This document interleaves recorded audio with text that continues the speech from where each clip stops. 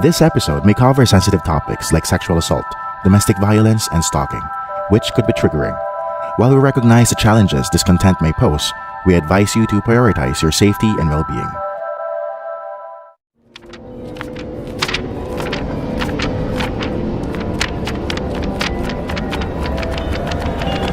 The Book of Bad Ideas.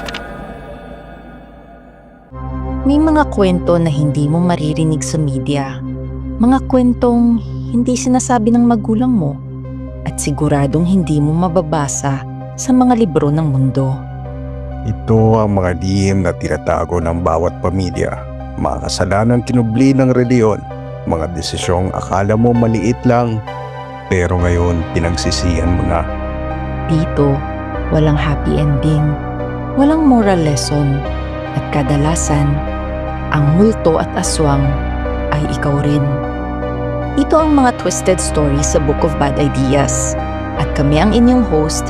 Ako si Nix. At ako si Steve. Don't forget to follow us and subscribe. At humanda na kayo sa ating storyang hindi mo dapat pakinggan mag-isa. What if hindi pala sa'yo ang baby mo? Ito ang suspetsya ng asawa ko. Ako nga pala si Stella de la Cruz, isang math teacher sa Gregorio Elementary School. 10 years na din akong kasal kay Andre, isang security guard. Sa awa ng Diyos, nabiyayaan kami ng isang napakagandang anak na babae. Ang pinakamamahal naming si Cassie. 3 years old na siya ngayon. Di kami mayaman, pero masaya ang aming pamilya. Ngunit nagbago ang lahat nang magsimulang magsuspetsa si Andre sa akin. Bago dumating si Cassie sa mundo, matagal kaming nagtatry para magkaanak. Pumunta kami sa doktor, pero wala naman daw may problema sa aming pareho. Desperado kaming magkaanak. Pumunta din kami sa Ubando para sumayaw kahit mukha kaming tanga. Pero wala pa rin eh. Hanggang isang araw, nag-positive ako sa pregnancy test. Buntis ako! At nabigyan kami ng cute at napakabait na anak na si Cassie. Mahal na mahal ko siya. Kaso isang araw, may napansin si Andre kay Cassie. Parang iba daw ang kutis ng aming anak. Parehas kasi kaming moreno ni Andre. Pero si Cassie, maputi. Singkit din ang mga mata niya. Walang may lahi sa amin ng Chinese or Japanese. Maski sa side ni Andre. At dito nagsimulang maghinala si Andre. May lalaki daw ako. Pinipilit niyang nasingitan siya para lang magkaanak kami. Lagi naming pinag-aawayan ng tungkol dito. At ang nakakabahala pa, pag nagagalit siya, naninira siya ng gamit sa bahay. Sa totoo lang, natatakot ako na baka isang araw, saktan niya rin ako. Habang lumilipas ang panahon, pansin ko din na hindi na niya inaalagaan ng mabuti si Cassie. Napapabayaan na niya ang bata at parang ibang tao na niya ito kung ituring. Siguro iniisip niya na hindi naman sa kanya si Cassie. Nagdesisyon akong umalis ng bahay at dinala ko ang anak ko. Bilang nanay, natatakot ako para sa buhay namin ng anak ko. Ang bahay namin na itinuturing naming safe space noon ay puno na ng kalungkutan ngayon. Nagrenta muna ako ng isang maliit na apartment sa may Alaminos, Pangasinan. Pero may kakaiba akong napansin mula nang lumipat kami doon. May nagmamanman sa amin. Si Andre. Ang akala niya hindi ko siya nakikita. Pero alam kong sinusundan niya ako. Nahayaan ko na lang. Hanggang ganyan na lang ang pwede niyang gawin ngayong hiwalay na kami. Gusto ko na siyang kalimutan. Masyadong masakit ang ginawa niya sa amin. Anong silbi ng pagiging mag-asawa namin kung wala namang tiwala sa isa't isa. By this time, nakilala ko rin si Nathan. Bagong teacher sa school. Chinito, matangkad, at malambing.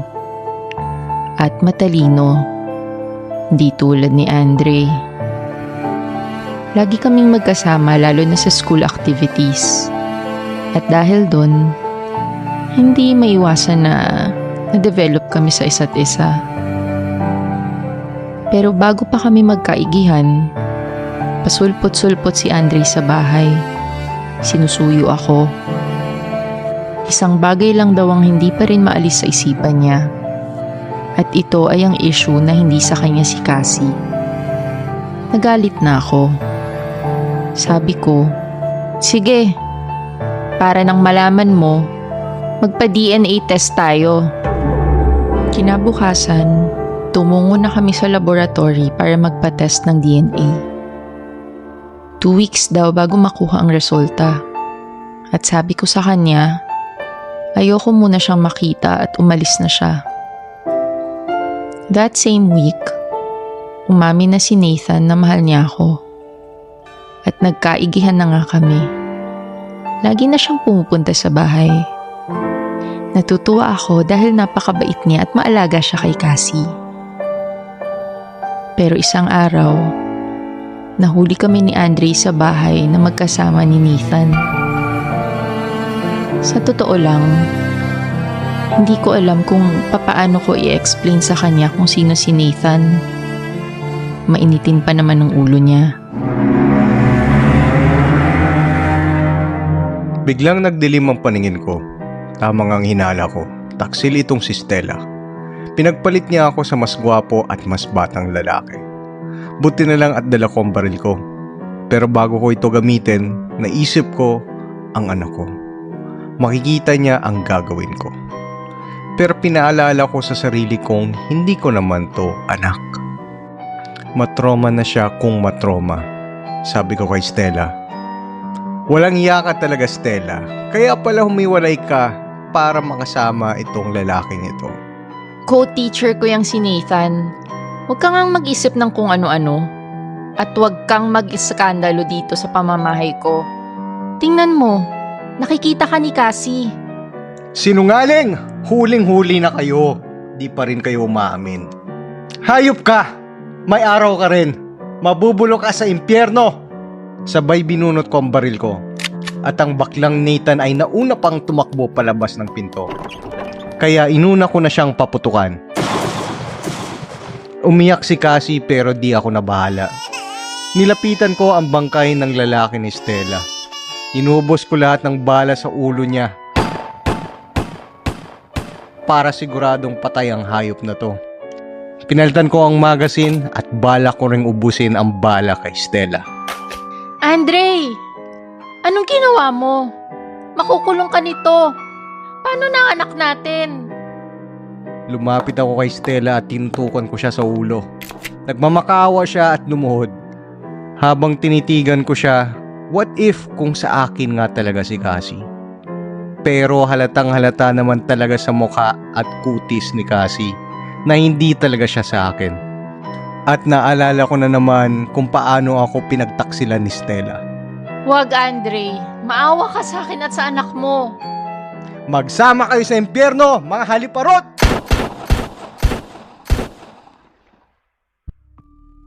Before we continue, if you want more stories like this, don't forget to follow us and hit the bell button so you'll get notified when we have new stories on Fridays.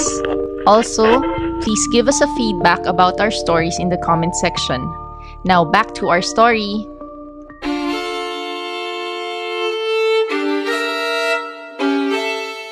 Nang matapos ang lahat, iyak ng iyak pa rin si Cassie. Pero di ko ito pinansin. Nakaramdam ako ng gutom at binuksan ko ang ref nila. May nakita akong adobo at kumain ako habang hinaantay ang pagdating ng pulis. Alam kong meron at merong tatawag sa mga marites nilang kapitbahay.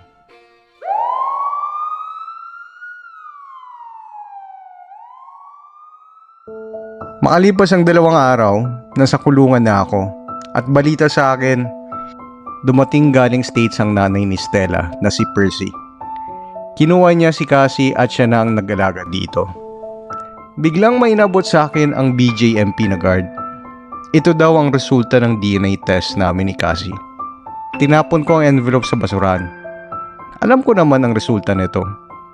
Kinuha to ng kakosa kong si Grover. Binasa niyang resulta at di ako makapaniwala sa sinabi niya. Akin daw si Cassie. Pero paano nangyari yun? Hindi naman kami magkamukha. May mali dito. Tama nga ba talaga si Stella? Pero huli na ang lahat. Wala na siya dahil sa akin. Buong gabi akong umiyak sa selda ko. Hindi ko mapatawad ang sarili ko sa ginawa ko. Kinabukasan, hinanap ko ang mayor ng kulungan. Tinanong ko si Grover, ang aking kakosa. Sino ba ang mayor dito? Sabi ni Grover sa akin, si Mang Rino. Sabi ko kay Grover, papatayin ko ang hayop na yun. Tinanong ako ni Grover bakit. Hindi ako sumagot, pero sa isipan ko, ito lang ang paraan para matapos na ang lahat ng pagdurusa ko. Pinigilan ako ni Grover at sinabing, anong nangyari sa'yo? Gusto mo bang mamatay? Sira ulo ka ba? Sagot ko, oo. Hinayaan ko siya at hinanap ko si Mang Rino. Nang nakita ko siya, hinabol ko siya ng suntok. Pero bago pa ako makaabot, pinagsasaksak ako ng mga bata niya. Kala ko patay na ako. Pero anak ng teteng, buhay pa pala ako. Nasa ospital ako. Peste. Bakit pa ako binuhay nitong Mang Rino? Sabi sa akin ng doktor, himala daw at nabuhay pa ako. Di ko rin maisip kung paano ako nabuhay dahil ang dami kong saksak. Di kaya gusto ng Diyos na alagaan ko si Cassie? Nandiyan naman si Percy. Pero sobrang tanda na nun. Ay buhay talaga. Bakit ba ganito ang sinapit ko? Lumapit ang guard sa akin. Tinanong daw ni Warden kung attend ako sa libing ng asawa ko bukas. Sabi ko, oo sige. Kung papayag siya. Mabait naman si Warden at pinayagan din ako. Kahit nahirapan akong maglakad sa mga tama ko, gusto ko pa rin makita si Cassie at si Stella sa huling pagkakataon. Kinabukasan, pumunta kami sa sementeryo. Pagdating ko, maraming nagulat na nandun ako. Sinugod ako kaagad ni Percy at sinampal. Ang kapal ng mukha mo! Hayop ka! Nagpakita ka pa dito! Lumuhod ako at humingi ng tawad kay Percy. Kinuwento ko ang lahat sa kanya, pati na ang maling pagsuspecha ko sa anak namin. Biglang nagbago ang mukha niya at nagpaalam siya sa BJMP na guard kung pwede daw ba ako kausapin sa malayo para hindi marinig ng ibang tao. Lumayo kami at sa ilalim ng puno, kinuwento ni Percy kung bakit hindi kami magkamukha ni Cassie. Actually, Andre, may kasalanan din ako kung bakit namatay si Stella. Kung sinabi ko sa inyo ang sikreto ko, baka naintindihan mo agad kung bakit hindi kayo magkamukha ni Cassie. Buo ang loob kong dalhin sa kamatayan ang sikreto na to. At wala akong balak sabihin ito kahit kanino, maski kay Stella. But you deserve to know all of this. Ang tatay ni Stella ay isang general na Hapon. Isa akong Yanfu or mas kilalang comfort women noong World War II. Posibleng nag-skip ng isang generation ng genes. At ito ang nangyari sa inyo ni Stella. Kaya singkit at maputi si Cassie. Bakit ngayon mo lang to sinabi? Kung hindi ka naglihim, edi sana buhay pa si Stella. Andre, hindi lahat ng nare-rape nagsasalita. Mas madami kaming pinipiling tumahimik na lamang. This is the Book of Bad Ideas, episode Yanfu.